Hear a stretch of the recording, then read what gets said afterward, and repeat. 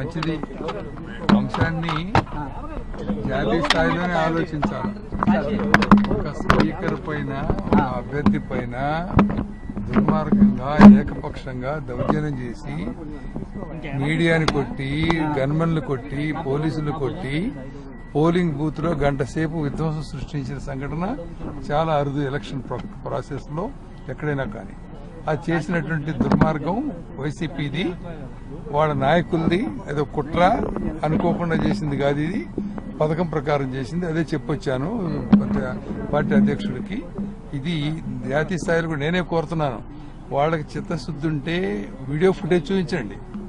Booth లో జరిగిన దాన్ని కానీ బూత్ పైన బయట జరిగిన దాన్ని కానీ వీడియో ఫుటేజ్ చూసి వాళ్ళు కోరుతున్నారు కదా, అంతకంటే ముందు నేనే కోరుతున్నాను.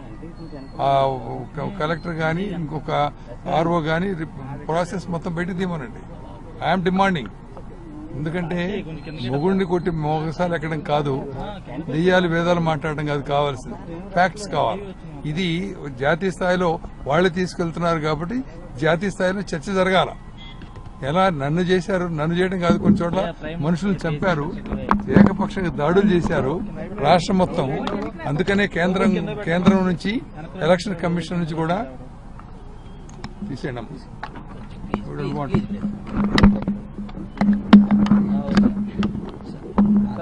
వాళ్ళు ఏకపక్షంగా చేసి ఇంకా సిగ్గుమాలి మాట్లాడుతున్నారు. ఇంకా నేను అడుగుతున్నట్టు, నేను డిమాండ్ చేస్తున్నాను వీడియో ఫుటేజ్ తీయండి అని. కేంద్రానికి కానీ ఎలక్షన్ కమిషన్ కానీ ఫోర్సెస్ ఎందుకు పంపించలేదు? పోయిన ఎలక్షన్ల కంటే సగం ఎందుకు పంపించారు? లేకపోతే విధ్వంసం సృష్టించుకోండి, అడ్డం లేకుండా పోతాం. మేము చెప్పిన దాంట్లో జరిగినాయని విధ్వంసాలన్నీ కూడా. కాబట్టి వాడు గవర్నర్ దగ్గరికి వెళ్ళినా, లేకపోతే కేసీఆర్ దగ్గరికి వెళ్ళినా, మోడీ దగ్గరికి వెళ్ళినా ఎంత ఒకటే గ్యాంగ్. ఇదంతా ఒకటే గ్యాంగ్, అంతా కలిసి చేసిన కుట్ర అన్నమాట. But credit goes to democracy, credit goes to voters. బ్రహ్మాండమైనటువంటి చైతన్యం చూపించారు, చిత్తశుద్ధి చూపించారు. ఎన్ని కష్టాలు వచ్చినా కూడా ఎండలో నిలబడి, నీళ్లు లేకుండా, ఆహారం లేకుండా, నిద్ర లేకుండా 11 గంటల వరకు ఆడబిడ్డలు వచ్చి పోలింగ్ జరిపారంటే that is greatness of democracy.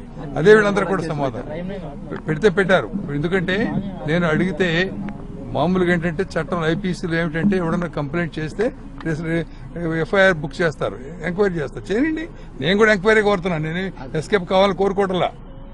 Enquiry చేయమనండి, ఫ్యాక్ట్స్ బయట తీయమనండి, దుర్మార్గులు శిక్షించమనండి. That's what I want. అదే సీఎం గారితో మాట్లాడాను. అరెస్ట్ జరుగుతున్నాయి, process is going on, we are monitoring. దీనికి ఉండాల్సిన అడ్డల్స్ ఉన్నాయి. ఎలక్షన్ కమిషన్ అడ్డంగా ప్రధాంతో ఇంటర్వ్యూ అవుతున్నారు. రాష్ట్ర గవర్నమెంట్ పనిచేయటం లేదు, రాష్ట్ర అధికారులు పనిచేయటం లేదు, వ్యవస్థ మొత్తం వాళ్ళ చేతిలో తీసుకుంటున్నారు. ఇంతవరకు ఎలక్షన్ కమిషన్ ఏర్పడిన తర్వాత రాజ్యాంగబద్దంగా, చట్టబద్దంగా ఇన్ని దుర్మార్గాలు ఎలక్షన్ కమిషన్ చేసినటువంటి దాఖలాలు లేవు. ఆ క్రెడిట్ కూడా ఈఏసీకే జరుగుతుంది. ఏ ఆరోపణ నేనే చెప్తున్నాను కదా, నేనే చెప్తున్నాను. వీడియో ఫుటేజ్ బయటకు తీయండి, ఎంక్వైరీ చేయమని నేనే చెప్తున్నాను. Thank you.